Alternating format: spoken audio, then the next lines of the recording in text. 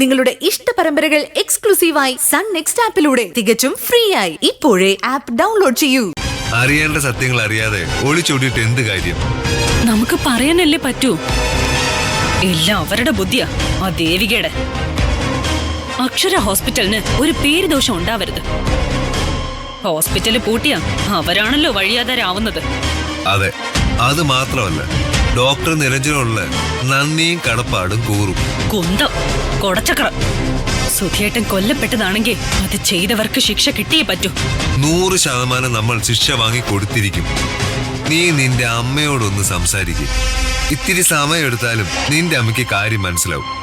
അമ്മ പറഞ്ഞാല് അച്ഛൻ നമ്മുടെ വഴിക്ക് വരും. പിന്നെ ദേവിക അവരോട് പോകാൻ പറ. ഞാൻ ഈ പറയുന്നതും ചെയ്യുന്നതും ഹോസ്പിറ്റൽ അതോറിറ്റിയുടെ കയ്യിൽ നിന്ന് കോടികൾ കോമ്പൻസേഷൻ വാങ്ങാനും അത് കൊണ്ടുപോയി ഉണ്ണാനും ഒന്നുമല്ല. എന്റെ സുധിസാറിന്റെ ആത്മാവ് ഒരു ഗതി കിട്ടാ പ്രേതമായി അലയുന്നുള്ള സങ്കടം കൊണ്ട് എന്ത് ചെയ്യണമെന്നും എങ്ങനെ ഈ കാര്യത്തിൽ മുന്നോട്ട് പോകണമെന്നും ഒക്കെ ശരത്തേട്ടൻ തീരുമാനിക്കേ.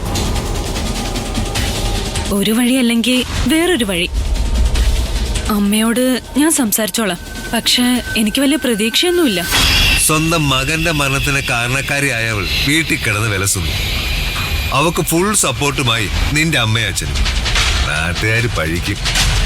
അങ്ങനെ പാറി പറന്ന് നടക്കാനൊന്നും അവരെ ഞാൻ അനുവദിക്കത്തില്ല. ദേവികയുടെ 2 ചിറകുകളും ഞാൻ മുറിക്കും. നീയെങ്കിലും എന്തെങ്കിലും ചെയ്യണം. അല്ലെങ്കിൽ സുധിസാറിന്റെ ആത്മാവിന് ഒരിക്കലും ശാന്തി കിട്ടില്ല. കള്ളക്കണ്ണീരും സ്മൃതി മണ്ഡപം കൊണ്ട് അവരിത്തിൽ കണ്ണി പോലെ ആ വീട്ടിൽ അള്ളിപ്പിടിച്ചിരിക്കും. അതിനനുവദിക്കരുത്.